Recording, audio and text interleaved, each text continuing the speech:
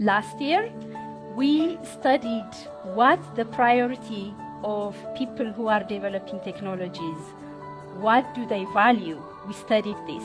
And what we found was that a lot of big companies that develop technology, they value performance, efficiency, novelty, and all these technical things, whereas values such as fairness or justice, they did not care very much. So we studied 100 most influential artificial intelligence papers, and we found 89 of them all want better performance, more efficiency, and only 2 of them, they mention the societal impacts of their technology.